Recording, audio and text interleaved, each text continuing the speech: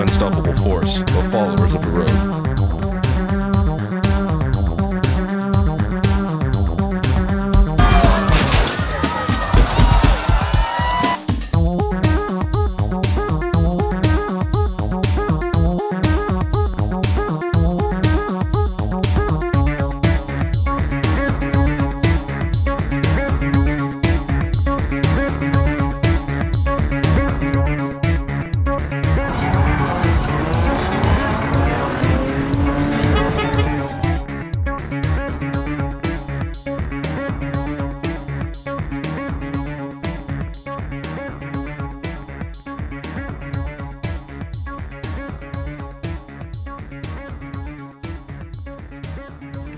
What's up, Minions? This is Dan Hirola, assistant producer and voice of RoadMinion.com.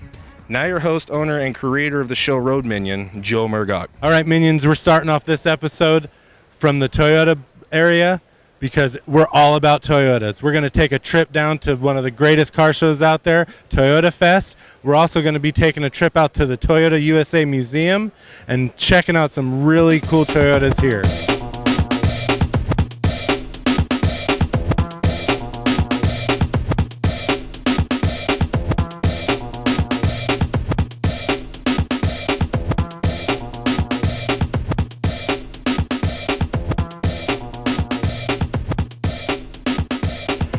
It's Toyota Fest 18, and they got a ton of cars here.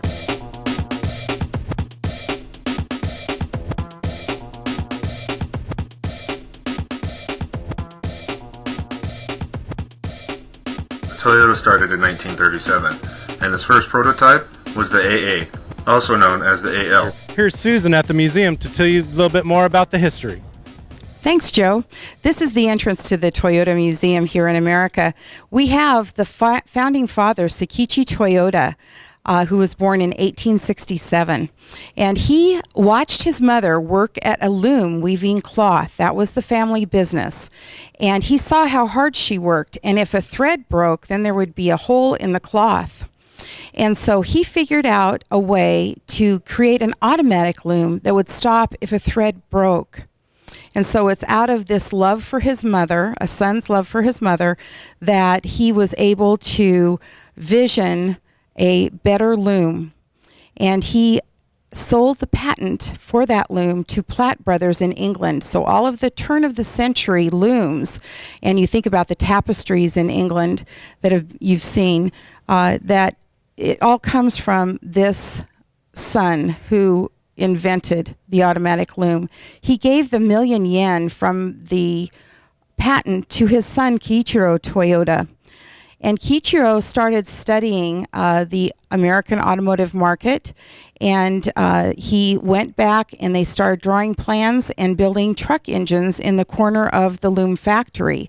Today, we are still a family company. Akio Toyota, who is the grandson of Kiichiro Toyota, is now running the company worldwide. And he is a professional race car driver, trained, and he also loves technology. And so, as you know, Toyota is changing with a lot more technology and a lot more style and performance in our cars for the future.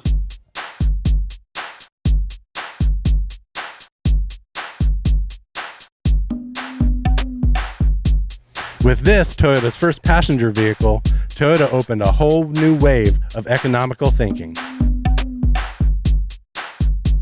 This shows the evolution from the AA, on up to the Prius. And this is the explanation of the logo for the 75th anniversary, which we're celebrating this year.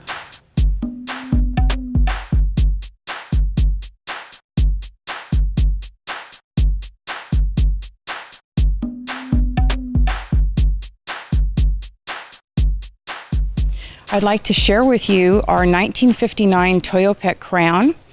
This is in original condition from the oldest dealership still in existence in the United States, Kraus Toyota. They drove to New Jersey from Pennsylvania and bought the vehicle at the port, and they even provided us with the copy of the check and the original invoice on it. And there's some special things about this vehicle I'd like to share with you. One is the windshield wiper mechanism was added to the vehicle to be applicable for the United States, and they just added it to the hood latch here, and the triangle shape pops up with an air filter, and so as you drove, fresh air would come into the vehicle. These were great taxi cabs in Japan, but they were a little underpowered for the U.S. Highways, and so we only sold 225 the first year, and we sold also one Land Cruiser that year.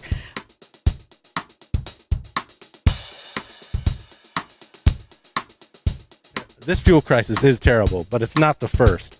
In the 1970s, the gas crisis was so bad people had to wait in line and even purchase gas on certain days.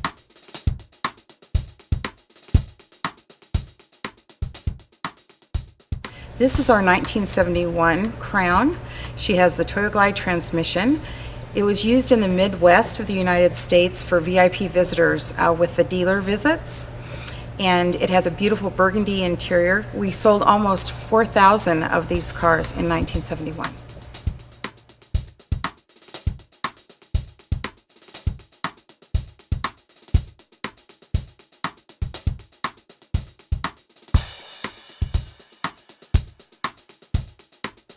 I'd like to introduce you to our 1989 Camry. She represents our 1 millionth Camry sold in America, and it was built at our first manufacturing plant in the United States, wholly owned by Toyota, the Toyota manufacturing plant in Kentucky.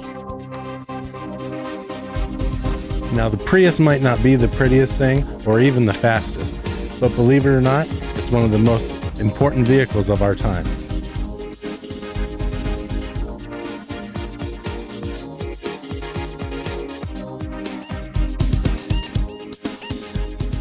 This Toyota brand mark became important as it was placed on all of the vehicles starting in 1990. And the design of this brand mark consists of 3 ellipses. The geometrical terms, the ellipse contains 2 central points. One of these points represents the heart of our customer, and the other the heart of our product. The ellipse thus symbolically unifies the 2 hearts. The combined vertical and horizontal ellipses symbolize the T in Toyota, and the space in the background represents Toyota's ever-expanding technology and its future opportunities. With that first Prius, Toyota made a big statement about hybrid technology, and they continue doing it to this day. With just a little bit of customizing, you can turn your classic ride into an updated tuner.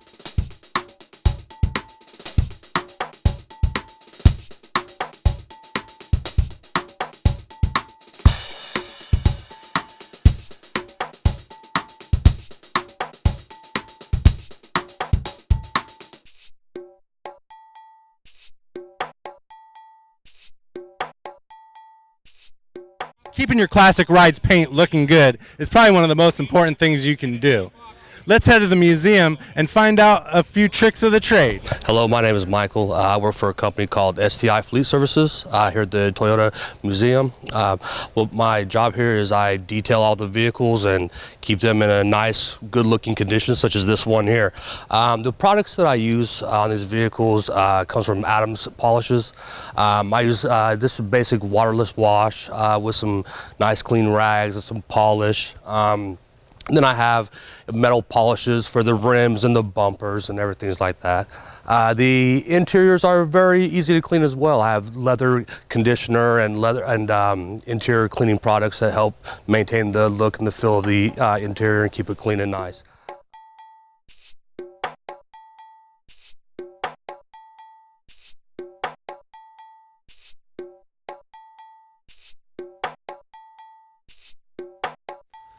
A nice paint job is the first thing people notice about your classic ride.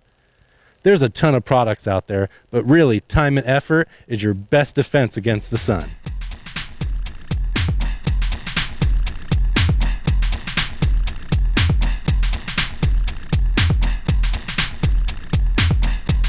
Hey, what's going on, Road Minion? This is your boy Steve, just chilling here. This is how we do, and loving the museum, man. Come on.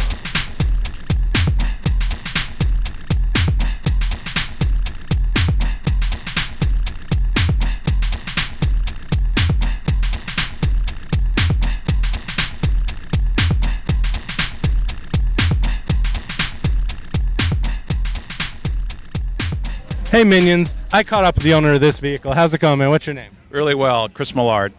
Nice to meet you, Chris. And tell us a little bit about this Land Cruiser you have here behind us. It's 1972. I've owned it since the 80s, and just recently I completed a 10-year restoration. Oh wow, so what did it look like before this? It was pretty beat up, pretty rough. You know, it had been four-wheeled in and cut up and rolled and the whole bit. Now this thing looks like it's been restored pretty classic, so what have you put in it? Is it the original engine and everything? Yes, it's the original engine. It's the original 1F, 6-cylinder, 237 cubic inch motor. And it's just everything on the truck is original. Nice, that's really good to see that you brought it back to the original state. And here's Susan to tell you guys a little bit more about the original version of this. The Land Cruiser was 1958, introduced into the United States. It also holds the record for being able to be driven up to the 6th station at Mount Fuji. The Land Cruiser model is the vehicle that we've sold every year since we've come to America in 1957. This particular one, the 1961, is represented in the museum to be the vehicle that the U.S. military ordered a little over 1,000 of these units for the Korean War. It was less expensive to ship them from Japan to Korea than it was to bring them from the United States. A lot of people thought they were Wiley's Jeeps because they look so much like that.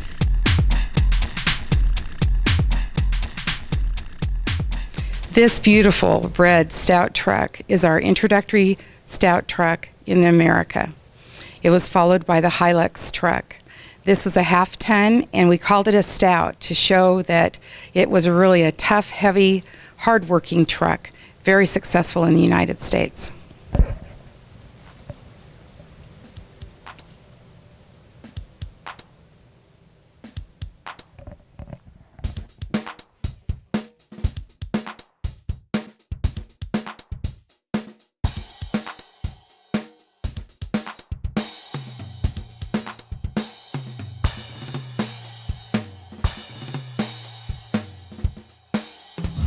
Now, Minions, you know we can't talk about Toyota these days without talking about their sister companies, Scion and Lexus. Let's take a look at some of the hottest ones here.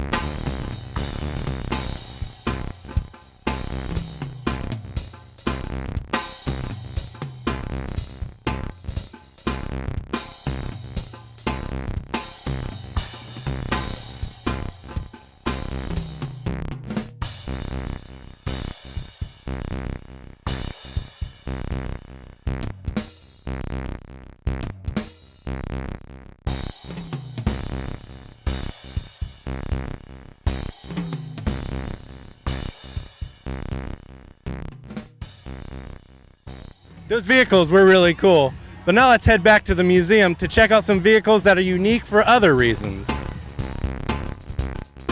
In the 60s, there was the James Bond movie, You Only Live Twice, and United Artists Movie Studios contacted Toyota and said that they were making a Bond film in Japan and they wanted a Japanese sports car. We were in the prototype stage of building these. And we went ahead and built 2 convertibles to be used in the movie. We even lowered the windshield down a few inches so that Sean Connery could be shot without interference. We have the movie poster as well as manufacturing photographs of these vehicles, as well as our 2000 GT history book written by Shin Yoshikawa.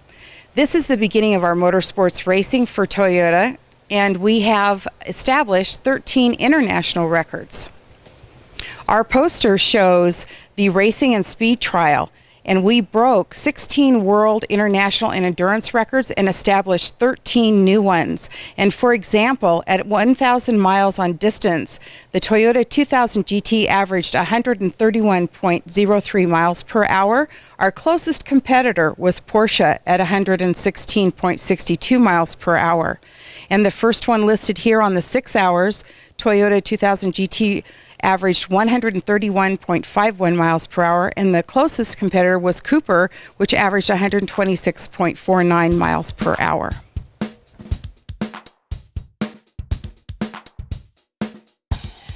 This gold 2000 GT belonged to the British model Twiggy. She was our spokesperson at the Tokyo Motor Show. We purchased this vehicle back from her and have it in the museum. Its value is worth at least $1 million. It was one of 2 painted gold with this special gold paint formula. Toyota Corona, the family-sized fun sedan. And this is Lee Breedlove.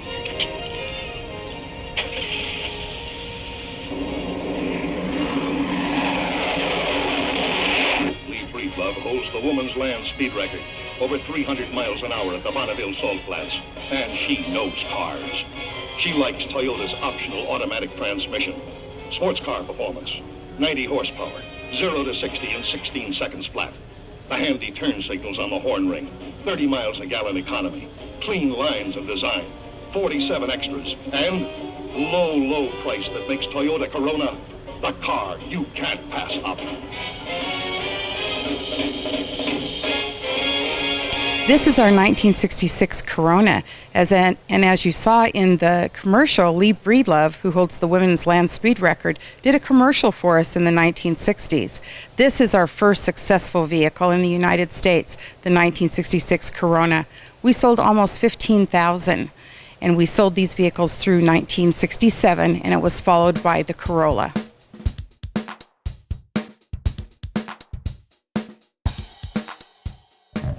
Welcome to our motorsports section at the museum. We have cars representing all of our racing genres in the United States and in Europe. And we have an example such as the GTP chassis number 3 vehicle that was driven by Juan Fangio and Parnelli Jones Jr. And we have NASCAR representation with the 2007 Camry and the Craftsman Truck Series, and as well as Ivan Stewart's off-road stadium truck and the Baja truck. We also have the Prius land speed record for hybrids that was established at the Bonneville Salt Flats on exhibit as well. We have also Toyota Racing Development vehicles and IMSA and Indy Racing. And we have some memorabilia from the races at the Grand Prix in Long Beach.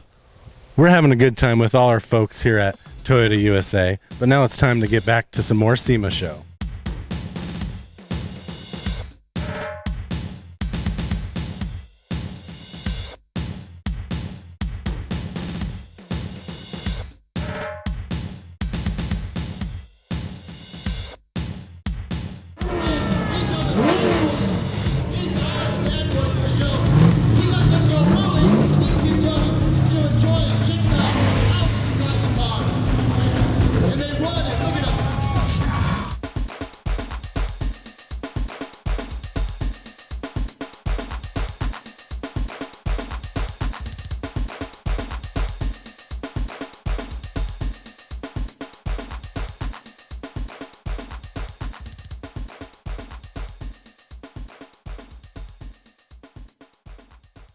Now welcome back to SEMA. This is the FRS, voted one of SEMA's hottest rides of the year.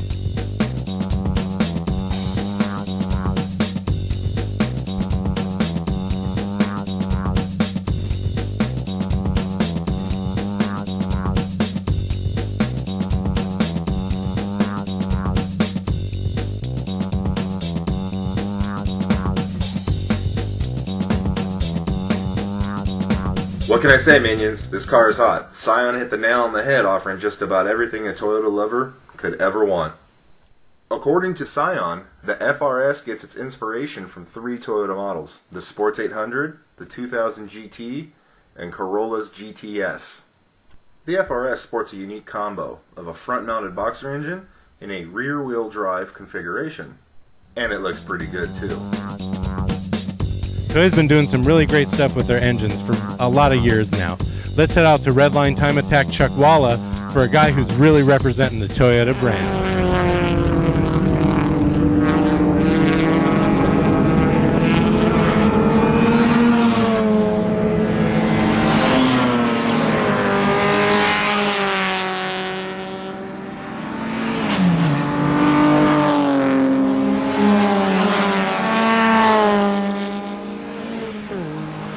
Hey guys, I met up with one of the enthusiasts here at RedLine Time Attack. How's it going today? Oh, it's going great. I'm having a lot of fun. And what's your name? Oh, my name's Gary Joseph.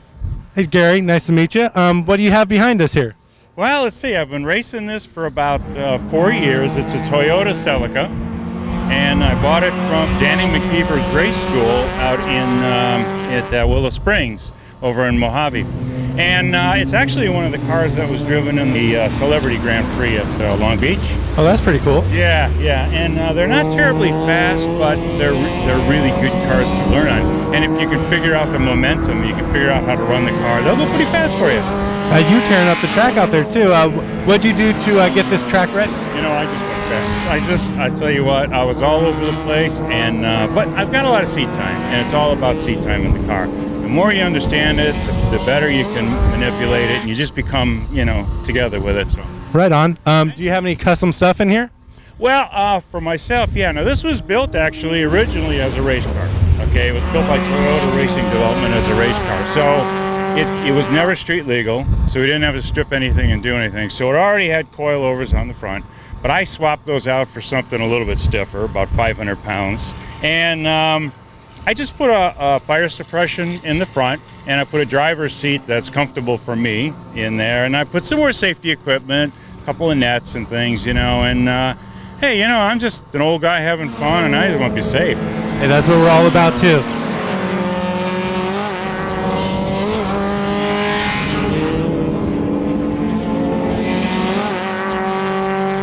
Turning your classic ride into a brand new tuner can be costly, but the payoff is well worth it.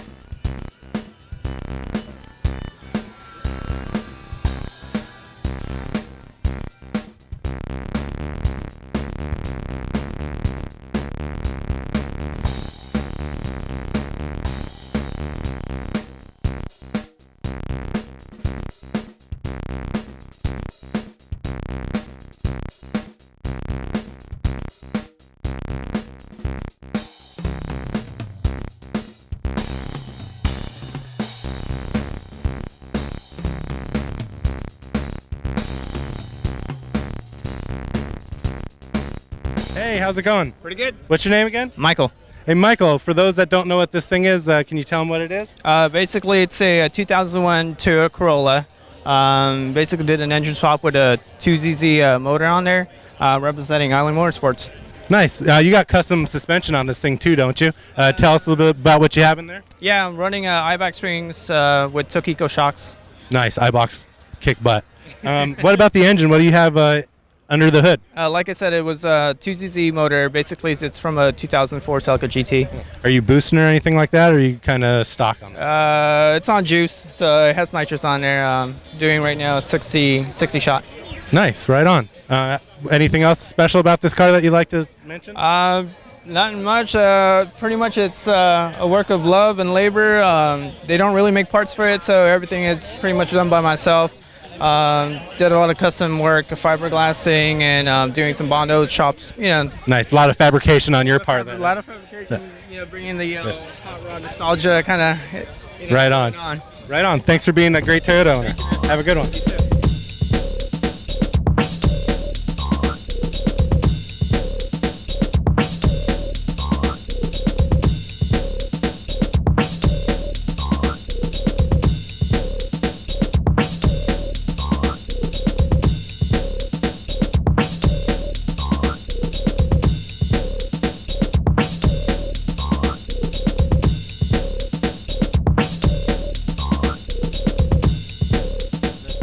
Let's take a look at some of the tricked out Supras they have here at Toyota Fest.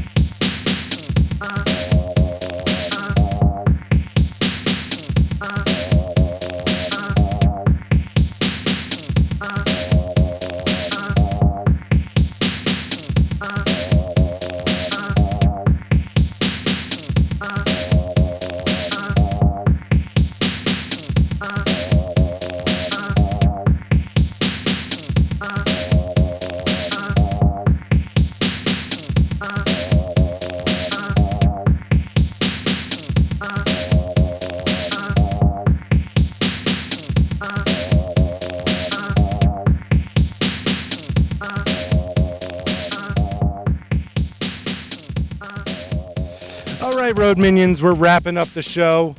We had a great time here at Toyota Fest, mostly because of all the folks at Torque. You guys got to check them out.